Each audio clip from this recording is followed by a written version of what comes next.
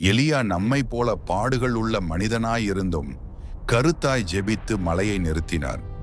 தேவனின் சத்தத்தை கேட்டு பஞ்ச காலத்திலும் போஷிக்கப்பட்டார். தேவனுக்காக வைராக்கியம் கொண்டு பாகாலின் ஊழியர்களை சங்கரித்தார். தேவ ஆவியை பெற்ற மனுஷனாயிருந்து தேவனுக்காக காரியங்களை நடப்பித்தார். இந்த தேவ மனுஷனாகிய எலியாவை பற்றி இப்பதிவில் பார்ப்போம்.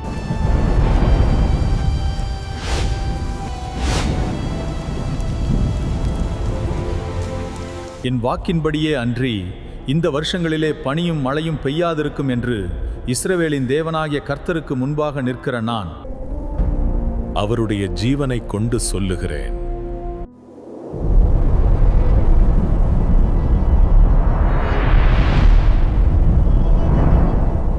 நீ இவ்விடத்தை விட்டு கீழ்த்திசையை நோக்கி போய் யோர்தானுக்கு நேராயிருக்கிற கேரீத் ஆற்றண்டையில் ஒளித்துக் கொண்டிரு. அந்த ஆற்றின் தண்ணீரை குடிப்பாய். அங்கே உன்னை போஷிக்க காகங்களுக்கு கட்டளையிடுவேன். அவன் போய் கர்த்தருடைய வார்த்தையின்படியே யோர்தானுக்கு நேராயிருக்கிற கேரீத் ஆற்றண்டையிலே தங்கியிருந்தான். காகங்கள் அவனுக்கு விடியற்காலத்தில் அப்பமும் இறைச்சியும் சாயங்காலத்தில் அப்பமும் இறைச்சியும் கொண்டு வந்தது. தாகத்திற்கு அந்த ஆற்றின் தண்ணீரை குடித்தான். தேசத்தில் மழை பெய்யாதபடியினால் சில நாளுக்கு பின்பு அந்த ஆறு வற்றி போயிற்று. அப்பொழுது கர்த்தர், நீ எழுந்து சீதோனுக்கு அடுத்த சாரிபாத் ஊருக்கு போய் அங்கே தங்கியிரு. உன்னை பராமரிக்கும்படி அங்கே இருக்கிற ஒரு விதவைக்கு கட்டளையிட்டேன். அப்படியே அவன் எழுந்து சாரிபாத்துக்கு போனான். அந்த பட்டணத்தின் ஒலிமுக வாசலுக்கு அவன் வந்தபோது அங்கே ஒரு விதவை விறகு பொறுக்கிக் கொண்டிருந்தாள். நான் குடிக்கிறதற்கு கொஞ்சம் தண்ணீர் ஒரு பாத்திரத்தில் எனக்கு கொண்டு வா.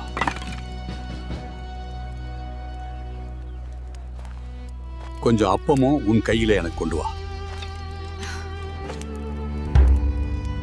பானையில் ஒரு பிடிமாவும் களையத்தில் கொஞ்சம் எண்ணெயுமே அல்லாமல் என்னிடத்தில் ஒரு அடையும் இல்லை என்று உம்முடைய தேவனாகிய கர்த்தருடைய ஜீவனை கொண்டு சொல்லுகிறேன். இதோ நானும் என் குமாரனும் சாப்பிட்டு செத்து போக அதை எனக்கும் அவனுக்கும் ஆயத்தப்படுத்துகிறதற்கு 2 விறகு பொறுக்குகிறேன். பயப்படாதே, நீ போய் உன் வார்த்தையின்படி ஆயத்தப்படுத்து. ஆனாலும் முதல் அதில் எனக்கு ஒரு சிறிய அடையை பண்ணி என் இடத்துல கொண்டு வா. பின்பு உனக்கும் உன் குமாரனுக்கும் பண்ணலாம். கர்த்தர் தேசத்தின் மேல் மழையை கட்டளையிடும் நாள் மட்டும் பானையின் மா செலவழிந்து போவதும் இல்லை, கலசத்தின் எண்ணெய் குறைந்து போவதும் இல்லை என்று இஸ்ரவேலின் தேவனாகிய கர்த்தர் சொல்லுகிறார்.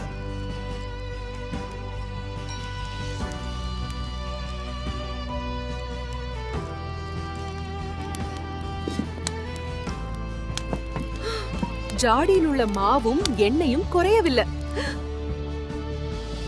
மகனே, உன் சுவாசம் ஏன் இப்படி குறைகிறது? கர்த்தாவே, என் மகனை விட்டு விடாதீர். தேவனுடைய மனுஷனே, எனக்கும் உமக்கும் என்ன? என் அக்கிரமத்தை நினைக்க பண்ணவும் என் குமாரனை சாக பண்ணவுமா என்னிடத்தில் வந்தீர்? உன் குமாரனை என்னிடத்தில் தான்.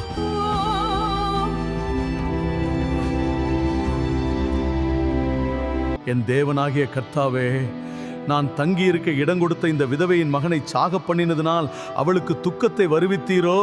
என் தேவனாகிய கர்த்தாவே, இந்த பிள்ளையின் ஆத்துமா அவனுக்குள் திரும்பி வர பண்ணும். என் தேவனாகிய கர்த்தாவே, இந்த பிள்ளையின் ஆத்துமா அவனுக்குள் திரும்பி வர பண்ணும்.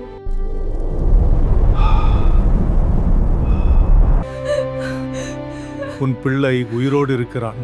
நீர் தேவனுடைய மனுஷன் என்றும் உம்முடைய வாயிலிருந்து பிறக்கும் கர்த்தரின் வார்த்தை உண்மை என்றும் இதனால் இப்போது அறிந்திருக்கிறேன். நீ போய் ஆகாபுக்கு உன்னை காண்பி. நான் தேசத்தின் மேல் மழையை கட்டளையிடுவேன்.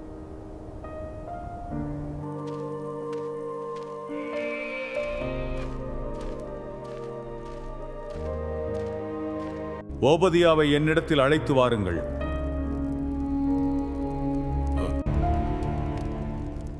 கர்த்தருடைய தீர்க்கதரிசிகளில் ஒருவரும் உயிரோடு இருக்கக்கூடாது. வீரர்களே, கர்த்தரின் தீர்க்கதரிசிகளை சங்கரியுங்கள். சீக்கிரம் வாருங்கள், யாரும் பார்க்காதபடி அமைதியாக வாருங்கள். என்னை பின்தொடருங்கள்.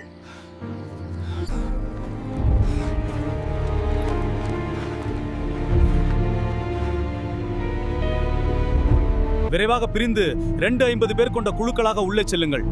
யாரும் பின்தங்க வேண்டாம். நாங்கள் தயாரா இருக்கிறோமா? தயாரா இருங்கள். இன்றிரவு நாம் அனைவரும் பாதுகாப்பாக அடைக்கப்படுவோம். வழி நடத்துங்கள். ஒபதியா, உள்ளே வாருங்கள் சகோதரர்களே. விரைவில் ஓய்வெடுப்போம்.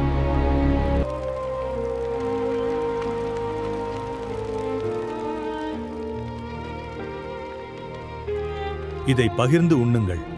கர்த்தர் உங்களை காத்துக்கொள்வார். ஒபதியா, பார், பூமி வறண்டு விட்டது.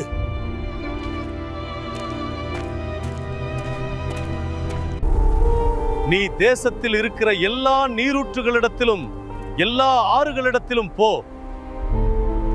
சகல மிருக ஜீவன்களையும் சாக கொடாமல் குதிரைகளையும் கோவேறு கழுதைகளையுமாவது உயிரோடே காப்பாற்றணும்.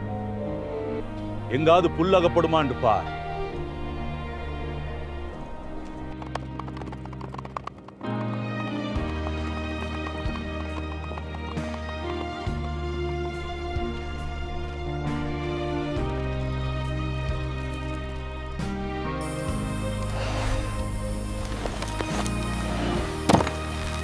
நீர் என் ஆண்டவனாகிய எலியா அல்லவா?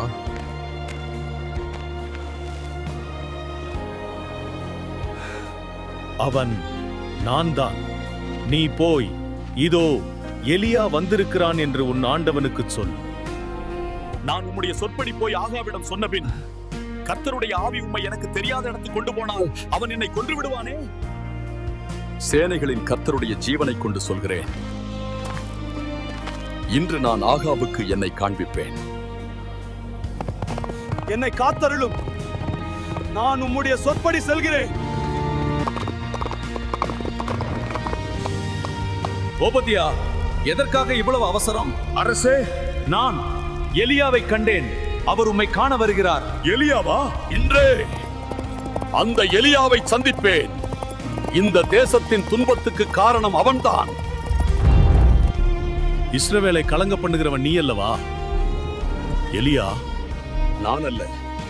கர்த்தரை விட்டு தாங்களும் உம் தகப்பனுடைய வீட்டாரும் பாகால்களை பின்பற்றினதனால் நீங்கள் தான் இஸ்ரவேலை கலங்க பண்ணினீர். இப்பொழுது எல்லா இஸ்ரவேலையும் கர்மேல் மலைக்கு கூட்டுங்கள். பாகால் தீர்க்கதரிசிகளையும் அஷேராவின் தீர்க்கதரிசிகளையும் அங்கே கொண்டு வாருங்கள். விரைவு, வேகமாக செய்தியாளர்கள் புறப்படுங்கள்.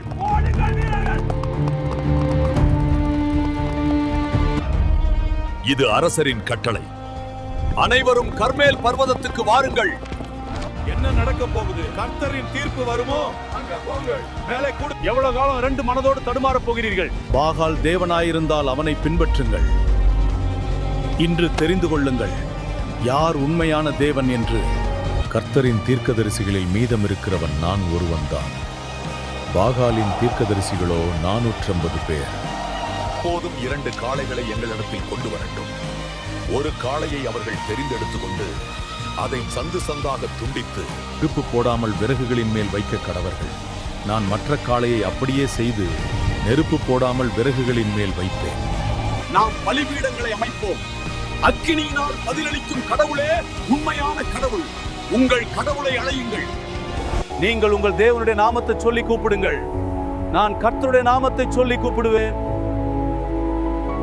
அப்பொழுது அக்கினியினால் உத்தரவருளும் தெய்வமே உண்மையான தெய்வம். இது நல்ல வார்த்தை. அப்படியே ஆகட்டும். நீங்கள் அநேகரா இருக்கிறீர்கள். நீங்களே முந்தி ஒரு காளையை தெரிந்து கொண்டு அதை ஆயத்தம் பண்ணுங்கள். நெருப்பு போடாதீர்கள். உங்கள் தேவனுடைய நாமத்தை சொல்லி கூப்பிடுங்கள். இது பலமா இருக்கு. நல்ல காளை. இதையே எடுப்போம். பலி சரியாக இருக்கணும். இன்று பாகால் பதில் கொடுக்கணும். இங்க வை. சீக்கிரம் மரம் கொண்டு வா. உலர்ந்த மரம் வேணும். அல்தாரம் உயரமா இருக்கணும். எல்லாரும் பார்க்கணும்.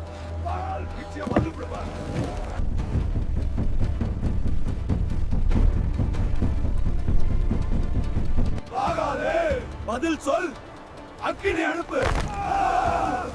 ஏன் அமைதியா இருக்கிறாய்? எங்களை கேள். சத்தமா கூப்பிடுங்க. இன்னும் கேட்கல போல. அவன் தேவன் தானே. தியானத்துல இருக்கலாம், வேற வேலையா கூட இருக்கலாம். ஒருவேளை பயணம் போயிருப்பானோ, இல்ல தூங்கிக்கிட்டு இருப்பானோ. இன்னும் உரத்த சத்தமா கூப்பிட்டு எழுப்பி பாருங்க. அவர்கள் உரத்த சத்தமாய் கூப்பிட்டு தங்கள் வழக்கத்தின்படியே ரத்தம் தங்கள் மேல் வடியுமட்டும் கத்திகளாலும் ஈட்டிகளாலும் தங்களை கீறிக்கொண்டார்கள்.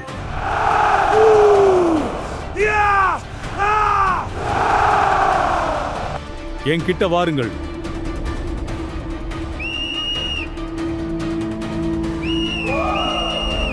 கர்த்தரின் பலிபீடம் இடிந்து போயிருக்கிறது. அதை மீண்டும் எழுப்புவோம். அந்த கற்களாலே கர்த்தருடைய நாமத்திற்கென்று ஒரு பலிபீடத்தை கட்டி பலிபீடத்தை சுற்றிலும் தானியம் அளக்கிற 2 படி விதை விதைக்கத்தக்க இடமான ஒரு வாய்க்காலை உண்டாக்கினார். விறகுகளை அடுக்கி ஒரு காளையை சந்து சந்தாக துண்டித்து விறகுகளின் மேல் வைத்தார். நீங்கள் போய் 4 குடம் தண்ணீர் கொண்டு வந்து பலியின் மேலும் விறகின் மேலும் ஊற்றுங்கள். இதை 3 தரம் செய்யுங்கள். பொழுது தண்ணீர் பலிபீடத்தை சுற்றிலும் ஓடியது. பலி நனைந்தது. ஆனாலும் எலியாவின் முகத்தில் அச்சம் இல்லை, விசுவாசம் மட்டும் இருந்தது. ஆபிரகாமுக்கும் ஈசாக்குக்கும் யாக்கோபுக்கும் தேவனாகிய கர்த்தாவே, இஸ்ரவேலிலே நீரே தேவன் என்று இன்று விளங்க பண்ணும். கர்த்தாவே, என்னை கேட்டருளும். நீரே தேவனாகிய கர்த்தர் என்று இந்த ஜனங்கள் அறியும்படிக்கு, அவர்களின் இருதயத்தை மறுபடியும் உம்மிடத்திற்கு திருப்பும்படிக்கு கேட்டருளும். நான் உம்முடைய ஊழியக்காரன் என்று காண்பிக்கவும். இந்த காரியங்களை எல்லாம் உம்முடைய வார்த்தையின்படியே செய்தேன் என்று அறிய பண்ணும். என் தேவனே, தீயினால் பதிலளிக்கவும். இந்த மக்கள் நீர் மட்டுமே தேவன் என்பதை அறியட்டும். கர்த்தரே தெய்வம், அவரே ஒரே தேவன். பாகாலின் தீர்க்கதரிசிகளை பிடியுங்கள், ஒருவனும் தப்பிக்க கூடாது, யாரையும் விடாதீர்கள். அவர்களை பிடித்த போது எலியா அவர்களை கீழே கீசோன் ஆற்றங்கரையிலே கொண்டு போய் அங்கே அவர்களை வெட்டி போட்டார். நீர் போ, போஜன பானம் பண்ணும். பெருமழையின் இரைச்சல் கேட்கப்படுகிறது. நீ போய் சமுத்திர முகமாய் பார்.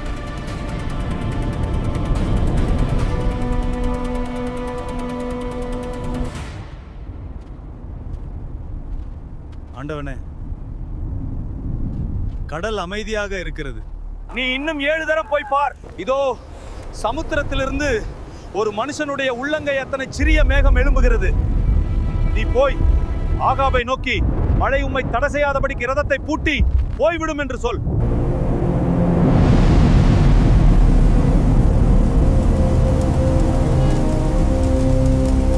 கர்த்தருடைய கரம் எலியாவின் மேல் இருந்தது. அவன் தன் அறையை கட்டிக்கொண்டு ஆகாபுக்கு முன்பாக இஸ்ரவேலின் வாசல் வரை ஓடினான்.